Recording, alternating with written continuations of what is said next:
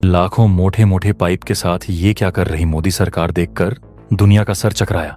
दोस्तों, जब भी दुनिया में कहीं मेगा प्रोजेक्ट्स की बात होती थी तो सबसे पहला नाम हमारे पड़ोसी देश चीन का आता था। चाहे पहाड़ों को चीरकर बनाई गई सड़कें हों, समंदर के ऊपर से गुजरते पुल हों या फिर जमीन के नीचे बिछा ऊर्जा का विशाल नेटवर्क, चीन हमेशा से इंफ्रास्ट्रक्चर के मामले में अपना दबदबा दिखाता रहा है। लेकिन अब वक्त बदल चुका है। आज की तारीख में भारत सिर्फ चीन के पीछे नहीं चल रहा है, बल्कि कई मामलों में उसे बहुत पीछे छोड़ चुका है। एक वक्त था जब भारत को बुनियादी ढांचे के मामले में एक पिछड़ा हुआ देश माना जाता था, लेकिन आज वही भारत ऐसे ऐसे खौफनाक और विशालकाय प्रोजेक्ट्स को अंजाम दे रहा है जो सीधे तौर पर हमारी अर्थव्यवस्था, हमारी सैन्य ताकत और आम आदमी की जिंदगी को बुलेट ट्रेन की रफ्तार से बदल रहे हैं। आज हम भारत के एक ऐसे ही अकल्पनीय अंडरग्राउंड मेगा प्रोजेक्ट की बात करने जा रहे हैं जो हमारी नजरों के सामने नहीं है, लेकिन जो पूरे देश को लोहे की नसों से जोड़ रहा है। एक ऐसा प्रोजेक्ट जिसे देखकर दुनिया भर के इंजीनियर भी अपना सिर खुजलाने पर मजबूर है कि आखिर भारत इतने बड़े पैमाने पर यह चमत्कार कैसे कर रहा है। चलिए डिकोड करते हैं जमीन के नीचे चल रही इस खामोश लेकिन महाविनाशक क्रांति को। लेकिन वीडियो में आगे बढ़ने से पहले, अगर आपको भी भारत की इस अकल्पनीय तरक्की और हमारी बढ़ती ताकत पर गर्व है तो इस वीडियो को अभी लाइक करें और कमेंट बॉक्स में जय हिंद जरूर लिखें। याद रहे, जय हिंद कहना हम सबके लिए गर्व की बात है। दोस्तों, ज्यादा पुरानी बात नहीं है।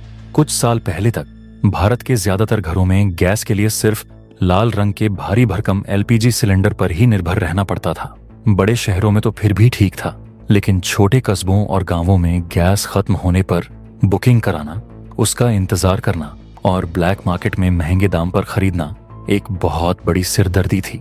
ऊपर से देश के ट्रांसपोर्ट सेक्टर और फैक्ट्रियों के लिए पेट्रोल डीजल की आसमान छूती कीमत और बाहर के देशों जैसे खाड़ी देशों से तेल मंगाने की मजबूरी भारत की अर्थव्यवस्था को अंदर ही अंदर खोखला कर रही थी। इसके अलावा गाड़ियों और फैक्ट्रियों से निकलने वाला जहरीला धुआं हमारे पर्यावरण को बर्बाद कर रहा था। ऐसे में मोदी सरकार के सामने एक बहुत बड़ी चुनौती थी। आखिर इसका कोई स्थायी, सस्ता और स्वदेशी समाधान क्या हो सकता है?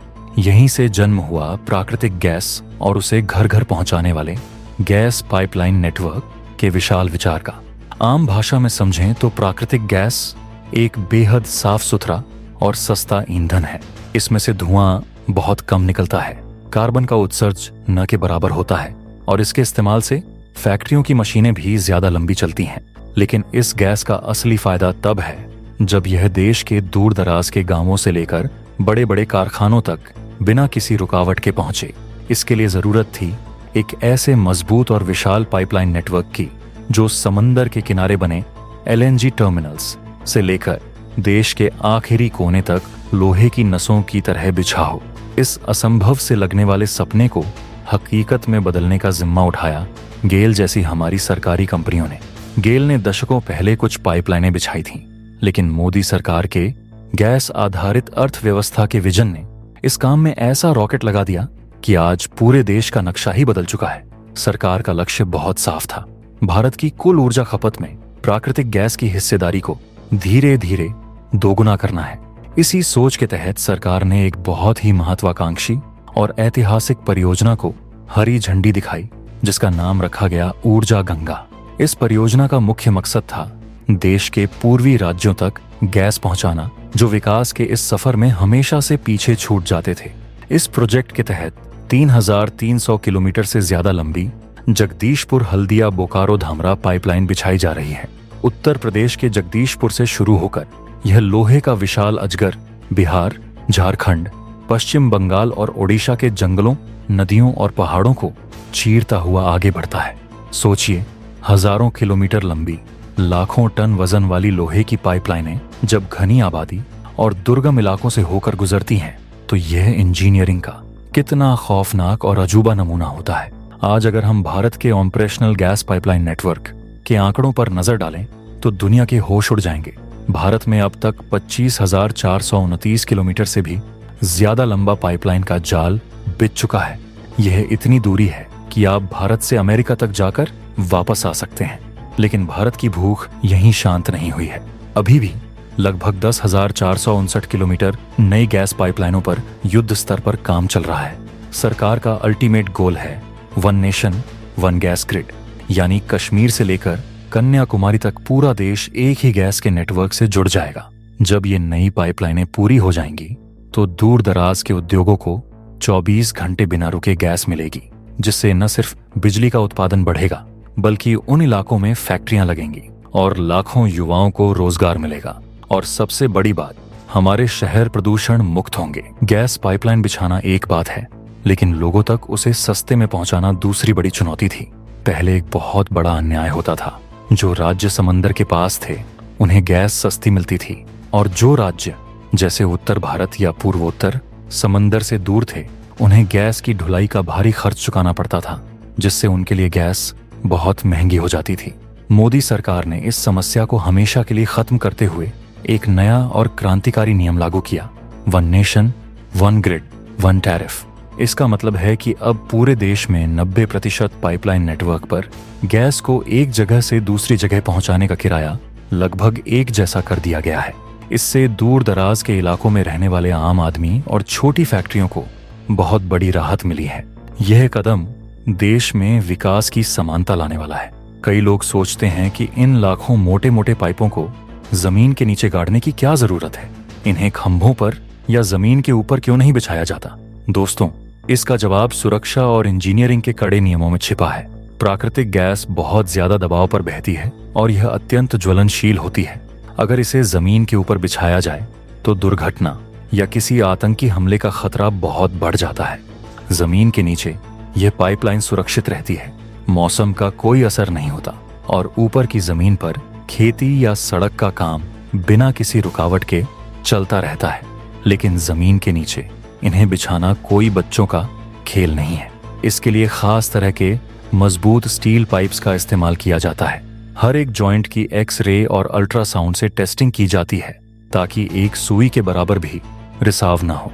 और पूरे देश में फैले इस नेटवर्क की 24 घंटे निगरानी के लिए अत्याधुनिक कंट्रोल रूम बनाए गए हैं जो सैटेलाइट से जुड़े होते हैं। इस महापरियोजना का सबसे बड़ा असर हमारी माताओं बहनों की रसोई पर पड़ रहा है। प्रधानमंत्री उज्ज्वला योजना के तहत दिसंबर 2025 तक लगभग 10 करोड़ 35 लाख गरीब परिवारों को मुफ्त गैस कनेक्शन दिए जा चुके हैं और वित्त वर्ष 2026 में 25 लाख और अतिरिक्त कनेक्शन मंजूर किए गए हैं। सरकार ने इस योजना में 300 रुपये प्रति सिलेंडर साल में 9 बार की सब्सिडी भी दी है। इसका नतीजा ये हुआ कि 2020 में जहां एक गरीब परिवार साल में औसतन 3 सिलेंडर इस्तेमाल करता था, वहीं 2026 आते आते ये औसत बढ़कर 4.85 सिलेंडर हो गया है। यानी अब लोग लकड़ी या कोयले के धुएं से मुक्त हो रहे हैं। इसके साथ ही सिटी गैस डिस्ट्रीब्यूशन नेटवर्क के जरिए अब छोटे शहरों और गांवों में भी घरों की रसोई तक पानी की तरह पाइप से गैस पहुंचाई जा रही है। हमारे डिफेंस व्यूअर्स के लिए यह जानना बहुत जरूरी है कि यह गैस पाइपलाइन प्रोजेक्ट हमारी राष्ट्रीय सुरक्षा और सेना के लिए क्यों एक संजीवनी है। देखिए, जब देश के अंदर ही गैस का एक मजबूत और अभेद्य नेटवर्क होगा तो युद्ध या किसी क्राइसिस के समय हमें बाहर से आने वाले तेल या गैस के जहाजों पर निर्भर नहीं रहना पड़ेगा।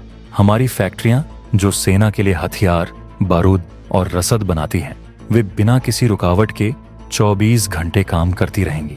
इसके अलावा बॉर्डर से सटे इलाकों जैसे राजस्थान, पंजाब, कश्मीर या अरुणाचल में जब पाइपलाइन से गैस पहुंचेगी तो वहां इंफ्रास्ट्रक्चर मजबूत होगा जो सेना के लॉजिस्टिक्स मूवमेंट में बहुत मददगार साबित होगा। भारत ऊर्जा के मामले में आत्मनिर्भर हो जाएगा और यही आत्मनिर्भरता युद्ध के समय सबसे बड़ा हथियार होती है। तो दोस्तों, लाखों मोटे पाइपों के साथ जमीन के नीचे हो रहा यह काम सिर्फ एक प्रोजेक्ट नहीं है, यह नए भारत की नई नब्ज है। जब यह प्रोजेक्ट पूरी तरह से मुकम्मल होगा तो भारत की अर्थव्यवस्था ऐसी रॉकेट की रफ्तार पकड़ेगी कि दुनिया देखती रह जाएगी। चीन जो अपने इंफ्रास्ट्रक्चर पर घमंड करता था, अब भारत का यह साइलेंट और अंडरग्राउंड मेगा प्रोजेक्ट उसके लिए भी एक बड़ी चुनौती बन गया है। दोस्तों, मोदी सरकार के इस महाविनाशक और देश की तस्वीर बदलने वाले गैस पाइपलाइन प्रोजेक्ट पर आपकी क्या राय है? क्या आपको लगता है कि ऐसे मेगा प्रोजेक्ट्स भारत को बहुत जल्द दुनिया की तीसरी सबसे बड़ी अर्थव्यवस्था बना देंगे। अपने विचार हमें कमेंट बॉक्स में जरूर बताएं। अगर आपको भारत की इस अकल्पनीय तरक्की और हमारी इस विस्तृत रिसर्च वाली वीडियो से कुछ नया जानने को मिला हो तो इसे दिल खोलकर लाइक करें और अपने दोस्तों, रिश्तेदारों और व्हाट्सएप ग्रुप्स में इसे ज्यादा से ज्यादा शेयर करें ताकि देश के इस गौरवशाली विकास की खबर हर भारतीय तक पहुंचे। देश की सुरक्षा और तरक्की से जुड़ी ऐसी ही दमदार और एक्सक्लूसिव खबरों के लिए चैनल को अभी सब्सक्राइब करके बेल आइकॉन जरूर दबाएं। मिलते हैं अगले वीडियो में। जय हिंद, जय भारत।